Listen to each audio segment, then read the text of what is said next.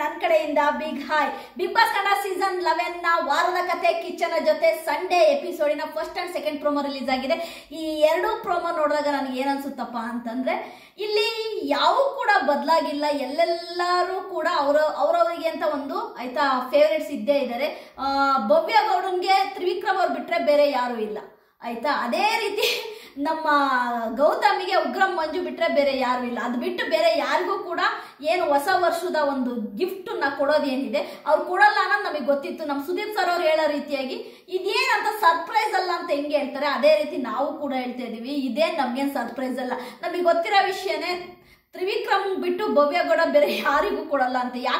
ಯಾಕೆ ಅಂದ್ರೆ ಭವ್ಯಗೌಡ ತ್ರಿವಿಕ್ರಮ್ ಅವ್ರನ್ನ ಹೇಗೆ ಇಟ್ಕೊಂಡಿದ್ದಾರೆ ಬಿಗ್ ಬಾಸ್ ಮನೆಯಲ್ಲಿ ಅಂದ್ರೆ, ಒಬ್ಬ ಸಪೋರ್ಟರ್ ತರ ಇಟ್ಕೊಂಡಿದ್ದಾರೆ. ಅಂದ್ರೆ ಏನೇ ವಿಷಯ ಬಂದ್ರು ಭವ್ಯಗೌಡನಿಗೆ ತ್ರಿವಿಕ್ರಮ್ ಇರಬೇಕು ಜೊತೆಲಿ, ರಾಂಗೋ ರೈಟೋ ಜೊತೆಲಿ ಇಟ್ಕೊಂಡು ಅವರ ಜರ್ನಿ ಏನಿದೆ Bigg Boss Kannada season 11 journey ಏನಿದೆ ಅದನ್ನ ತುಂಬಾ ಸಲೀಸಾಗಿ ಹೋಗ್ಬೇಕು ಅಂತಂದ್ರೆ ಅದಕ್ಕೆ ಯಾರು ಬೇಕು ಅಂದ್ರೆ ತ್ರಿವಿಕ್ರಮ್ ಬೇಕು. ಹಾಗಾಗಿ ತ್ರಿವಿಕ್ರಮ್ ಅವ್ರನ್ನ ಭವ್ಯಗೌಡ ಯಾಕೆ ಜೊತೆಲಿ ಇಟ್ಕೊಂಡು ಟ್ರಾವೆಲ್ ಆಗ್ತಾ ಇದ್ದಾರೆ ಅಂದ್ರೆ, ಖಂಡಿತವಾಗೂ ನಿಮ್ಗೆಲ್ಲರಿಗೂ ಗೊತ್ತು ತ್ರಿವಿಕ್ರಮ್ ಅವರು ಜೊತೆಲಿ ಇರ್ಲೇಬೇಕು ಭವ್ಯಗೌಡನ್ಗೆ. ಯಾಕೆ ಅಂದ್ರೆ ತ್ರಿವಿಕ್ರಮ್ ಅವರು ಭವ್ಯಗೌಡ ಮೇಲೆ ಸ್ಟೆಪ್ ಬೈ ಸ್ಟೆಪ್ ಹೋಗಕ್ಕೆ ತ್ರಿವಿಕ್ರಮ್ ಅವರು ಮೆಟ್ಲಾಗಿದ್ದಾರೆ. ಆ ಮೆಟ್ಲು ನಮ್ಮ ಭವ್ಯಗೌಡನಿಗೆ ಬೇಕೇ ಬೇಕು. ಭವ್ಯಗೌಡನ ಬಗ್ಗೆ ಒಂದೇ ಒಂದು ಮಾತು ಹೇಳ್ತೀನಿ. ನಿನ್ನೆ ಅಷ್ಟೆಲ್ಲ ನಡೀತು, ಸುದೀಪ್ ಸರ್ ಎದುರುಗಡೆ ಒಂದು ಸಾರಿ ಕೇಳ್ಬೋದಿತ್ತು. ಸರ್ ನನ್ನ ತಪ್ಪಾಯ್ತು ಸರ್ ಸಾರಿ ಅಂತ ಕೇಳ್ಬೋದಿತ್ತು. ಬಟ್ ಒಂದು ಸಾರಿ ಕೂಡ ಹೇಳುವ ಕರ್ತಸಿ ಇಲ್ಲದಂತಹ ಹುಡುಗಿ ಭವ್ಯಗೌಡ.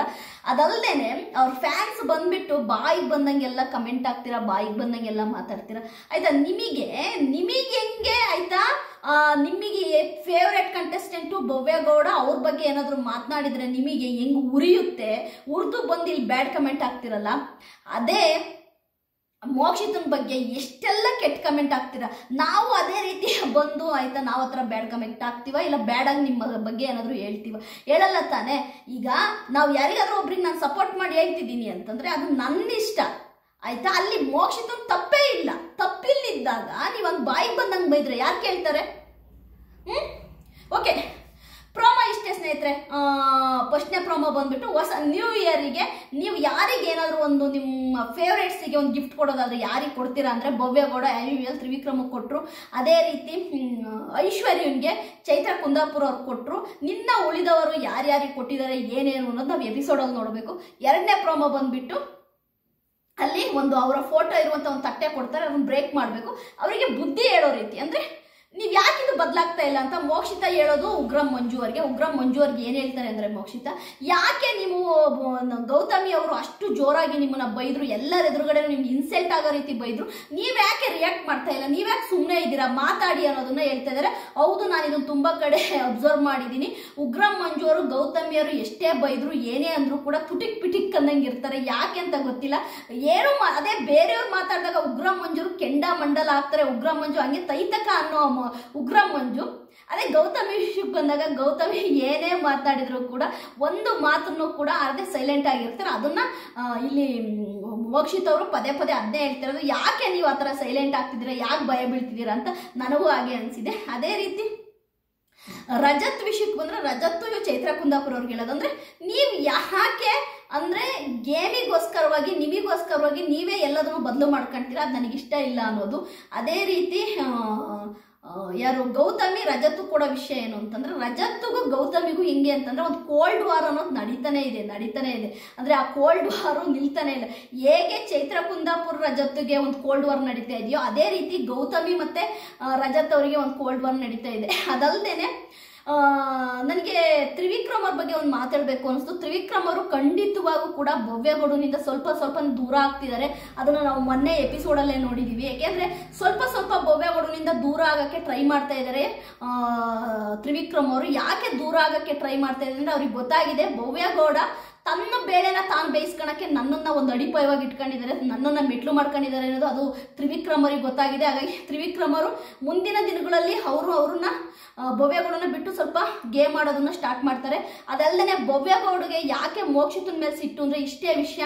ತ್ರಿವಿಕ್ರಮ್ ಮತ್ತೆ ಮೋಕ್ಷಿತ ಅವರಿಬ್ಬರು ಜೊತೆಗೆ ಮಾತಾಡೋದನ್ನ ಭವ್ಯಗೌಡ ಯಾವುದೇ ಕಾರಣಕ್ಕೂ ಸಹಿಸಲ್ಲ. ಹೊಟ್ಟೆ ಒಳಗಡೆಯಿಂದ ಹಂಗೆ ಜಲಸ್ಸು ಅನ್ನೋದು ಇದೆ, ಅದು ತುಂಬಾ ಚೆನ್ನಾಗಿ ಗೊತ್ತಾಗುತ್ತೆ ನಮಗೆ. ಹಾಗಾಗಿ ಮೋಕ್ಷಿತನ ಕಂಡ್ರೆ ಭವ್ಯಗೌಡಗಾಗಲ್ಲ. ನಿನ್ನೆ ಮಕ್ಕುಗುದ್ರಲ್ವಾ ನಮ್ಮ ಸುದೀಪ್ ಸರ್ ಅವರು, ಏನಂತ ಮಕ್ಕುಗುದ್ರಲ್ಲಿ 11 ವಾರಗಳಿಂದ ಮೋಕ್ಷಿತ ಬಿಗ್ ಬಾಸ್ ಮನೇಲಿದ್ದಾರೆ. ನಿಮಗೆ ಕೊಡಕ್ ರೀಸನ್ ಬೇರೆ ಏನು ಸಿಗ್ಲಿಲ್ವಾ ಅಂದ ತಕ್ಷಣನೇ ಡ್ರಾಮಾ ಮಾಡ್ಕೊಂತ ಅಳ್ತಾ ವಾಶ್ರೂಮಿಗೆ ಹೋಗ್ತಿರಲ್ಲ, ನೀನು ಎಷ್ಟು ಡ್ರಾಮಾ ಹುಡುಗಿ, ಎಷ್ಟು ಆಯ್ತಾ ಡೌರಾಣಿ ಅನ್ನೋದ್ರಲ್ಲೇ ಗೊತ್ತಾಗುತ್ತೆ. ನಿಮ್ಮ ಫ್ಯಾನ್ಸ್ಗಳು ಬೇಕು ಬೇಕು ಬೇಕು ಬೇಕು ಅಂತಾನೆ ಬ್ಯಾಡ್ ಕಮೆಂಟ್ಸ್ ಅಲ್ಲಿ ಹೇಳ್ತಾ ಇರ್ತಾರೆ. ಆದ್ರೆ ನೀನು ಮಾಡೋದನ್ನ ನಾವು ಎತ್ತಿ ಹಿಡಿಸಿದ್ರೆ ನಾವು ಕೆಟ್ಟವರು.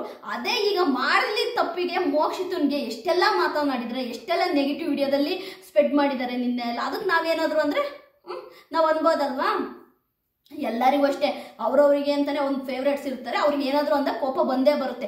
ಹೇಳ್ಬೇಕು ಅಂತಂದ್ರೆ ನಾನಾದ್ರೂ ತುಂಬಾ ಡಿಗ್ನಿಫೈ ಆಗಿ ಮಾತಾಡ್ತಾ ಇದ್ದೀನಿ. ಕೆಲವರು ಎಷ್ಟು ಕೆಟ್ಟದಾಗಿ ಮೋಕ್ಷಿತನಿಗೆ ಬೈದಿದ್ದಾರೆ ಅಂತ ನನಗೆ ಗೊತ್ತು, ನಾನು ನೋಡಿದ್ದೀನಿ ಎಲ್ಲ ವಿಡಿಯೋದಲ್ಲೂ. ಅಲ್ಲಿ ಕಮೆಂಟ್ಸ್ ಹೆಂಗೆ ಹಾಕಿದ್ದೀರಾ ಮೋಕ್ಷಿತನ ಬಗ್ಗೆ ಅದೆಲ್ಲ ನನಗೆ ಗೊತ್ತಿದೆ. ನಾನು ಎಷ್ಟೋ ಕಮೆಂಟ್ಸ್ಗಳನ್ನ ನಾನು ಡಿಲೀಟ್ ಮಾಡ್ತೀನಿ, ಸರಿನಾ?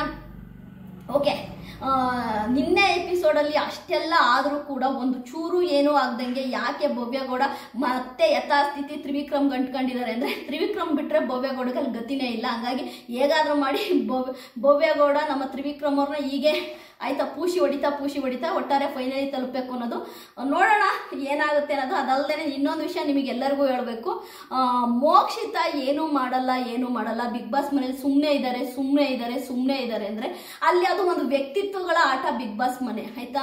ನಿನ್ನ ವ್ಯಕ್ತಿತ್ವವನ್ನು ನೀನು ಹೇಗಿದೆಯಾ ನೀನು ಆಗಿದ್ರೇನೆ ಅಲ್ವಾ? ಅಲ್ಲಿ ನೀನು ನಾಟಕ ಮಾಡ್ಕೊಂಡಿದ್ರೆ ಆಯ್ತಾ, ನೀನು ಮೂವಿಲೋ ಸೀರಿಯಲ್ಲೋ ಮಾಡೋ ನಾಟಕಕ್ಕೂ ಬಿಗ್ ಬಾಸ್ ಮನೆ ಮಾಡೋ ನಾಟಕಕ್ಕೂ ಏನು ವ್ಯತ್ಯಾಸ ಇರುತ್ತೆ? ಅಲ್ಲಿ ಏನು ಗೊತ್ತಾ, ನೀನು ಹೆಂಗಿದೆಯಾ ಹಂಗೆ ಬಿ ಯುವರ್ ಸೆಲ್ಫ್ ಅಷ್ಟೇ. ಅಂದರೆ ನೀವು ಹೇಗಿದ್ದೀರಾ ಆಗಿದ್ದಾಗ ಮಾತ್ರ ನೋಡುವಂತಹ ಪ್ರೇಕ್ಷಕರಿಗೆ ಇಷ್ಟ ಆಗೋದು. ಅದೇ ರೀತಿ ಇವಾಗ ಮೋಕ್ಷಿತ ಅವ್ರು ಹೇಗಿದ್ದಾರೋ ಆಗಿರೋದಕ್ಕೇನೆ ಇಷ್ಟ ಆಗಿರೋದು. ಈಗ ನೀವು ಎಷ್ಟೆಲ್ಲ ತಿಪ್ಪುರ್ಲಾಗ ಹಾಕಿದ್ರು ಆಯ್ತಾ, ಬಂದಾಯ್ತು ಆಯ್ತಾ. ನೀನು 4 ವೀಕ್ಸು ಮಂಡೆಯಿಂದ, ನಿಮ್ಗೆಲ್ಲರಿಗೂ ಗೊತ್ತಿರೋ ವಿಷಯನೇ ಫ್ಯಾಮಿಲಿ ವೀಕು.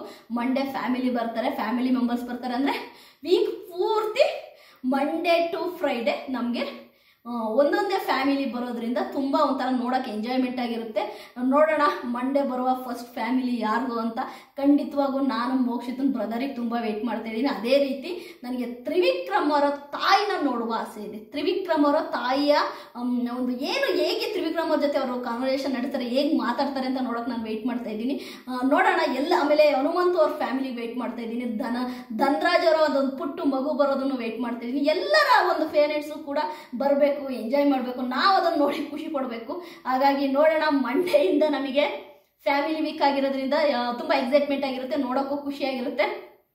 ಸಂಡೇ ಎಪಿಸೋಡು ಸ್ನೇಹಿತರೆ ತುಂಬ ಫನ್ನಿಂದ ಕೂಡಿರುತ್ತೆ. ಅದ್ರ ಜೊತೆಗೆ ಸ್ವಲ್ಪ ನಿಮಗೆ ಆಯ್ತಾ ಎಲ್ಲರ ವಿಷಯದಲ್ಲೂ ಒಂದು ಕ್ಲಿಯರಿಟಿ ಸಿಗುತ್ತೆ. ನಿಮಗೆ ಯಾರು ನಿಜವಾಗ್ಲೂ ಆಯ್ತಾ ಈ ಫೈನಲ್ ಕಂಟೆಸ್ಟೆಂಟು ನಿಮಗೆ ಸಂಡೇ ಎಪಿಸೋಡಲ್ಲಿ ಗೊತ್ತಾಗ್ಬಿಡುತ್ತೆ.